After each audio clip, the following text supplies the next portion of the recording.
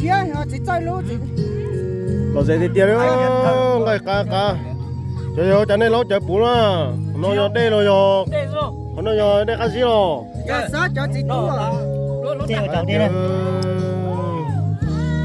bên chị nó mà đâu thì giờ ô lúc tao chị nó mới cho tao con nên nó thì tao cho nó hết luôn à có luôn có luôn nhưng mà cắn cho cho thì mà nó chỉ cho nó like á nó lo lo nó lo đó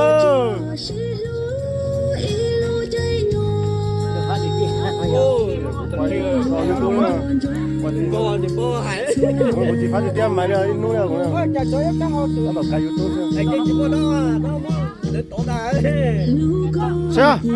Bé hầu. chia chơi là Lo. Bây giờ bé hầu đó. Nó xia rồi. Có bà xã tôi lúc mà. lúc rồi ha lâu đi tiền á Xia rồi. Nó giờ có để phải đó. Xia. Không mấy cái à? Nó xia rồi. chờ khán giả thì nó mà cho tay chúa Xia rồi. Bé hầu ơi. Hầu giờ củ dầu á, mấy chưa? mà không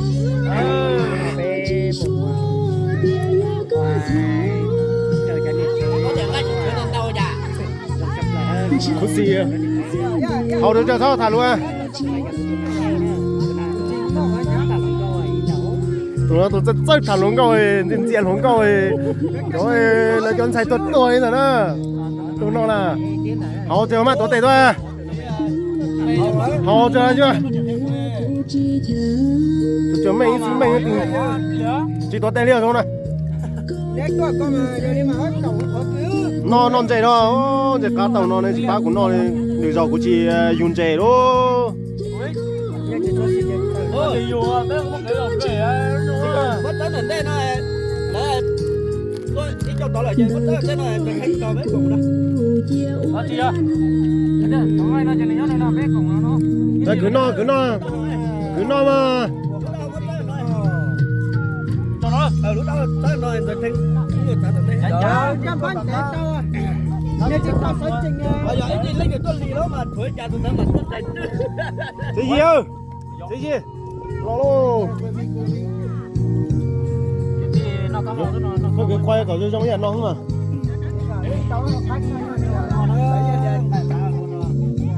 lấy nhà để nó to ở nơi họ cắt Cô đập cú nó muốn khá về con này của tôi xuống rồi đây. Của lo của đi mùng ha.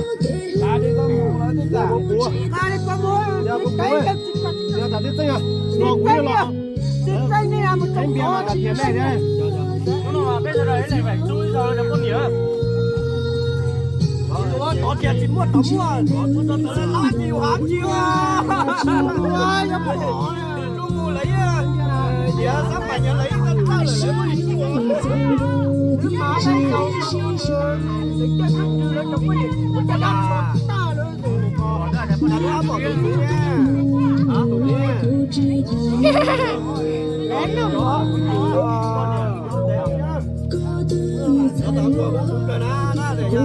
đúng rồi đỡ chầu chứ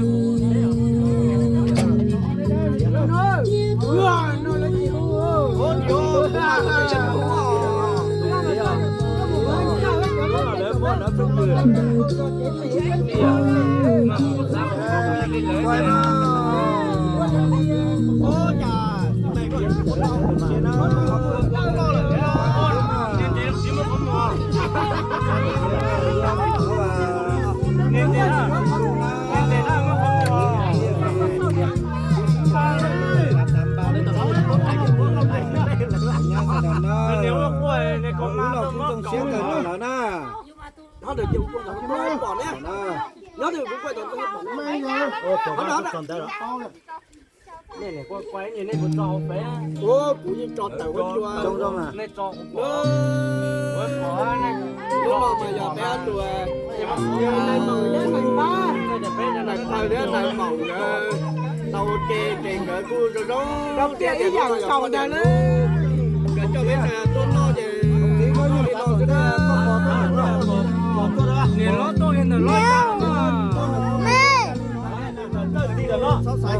đi đó nó giờ ba nó chó nó quay ra nó chó nó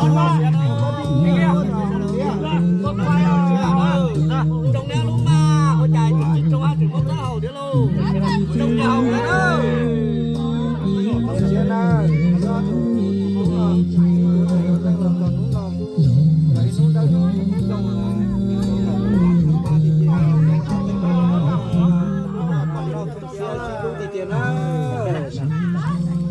con này nó mà con này chống nó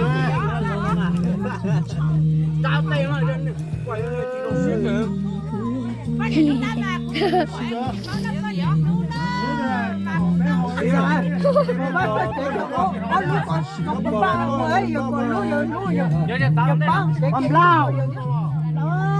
thì bắt tư là tận nói bột con là con đó mà thì nghe thì bột tư nó xong tiền à thì kia lo tận nó bố mới cho chị đâu đâu nhận được có không cái gì đâu luôn ơi ô con bố lẩu cho đã xưa mình rồi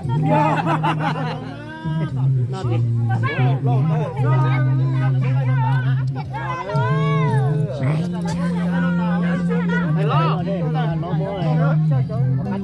sao cái nó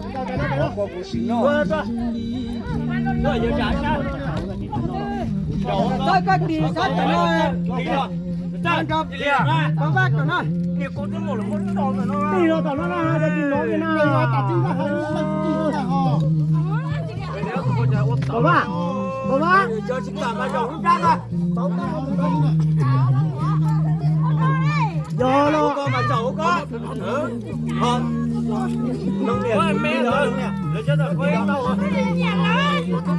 rồi đây gì đó nó muốn lo nó chơi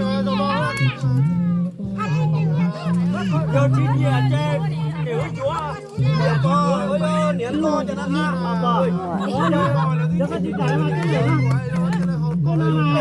dù là chín lo sao chỉ trời tao mà nó chế chỉ cái rượu tôm tôm bé chả một bao chi luôn nè ơn ơi bé cho mang về giá tôm con lò đúng rồi Bên nhà luôn chỗ gì đi bấm đâu chỉ bắt từ rồi cái ít đủ được có từ lấy trả đấy nó đi đâu gì á mầm là giờ lấy trả nhiệt lấy trả chỉ có chỉ là bao chứ đâu có muốn cho về đấy ôi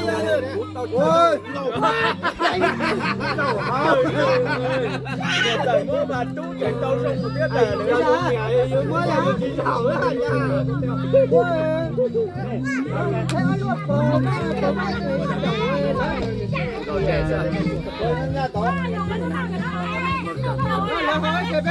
đâu lên bé hỏi rồi ba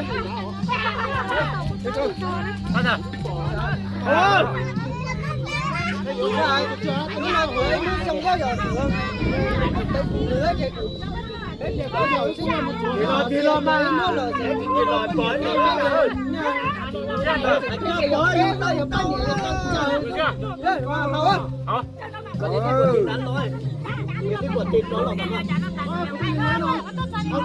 mẹ mẹ có rồi chỉ cả chập bò hay bây giờ có giá thì nó trả tỉnh cho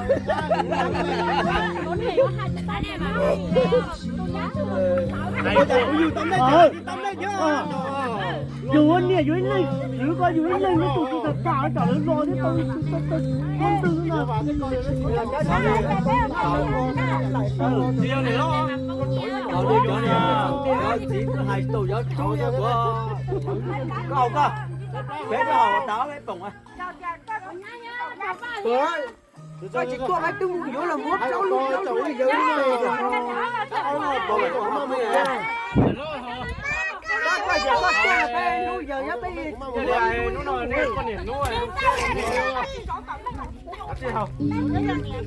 Quay đi con rồi. Đi con ha. Quá chiêu rồi. Đâm bảy con quên một con. Muốn là. Rồi hỏi bạn nói đại lên dầu á. Đâu.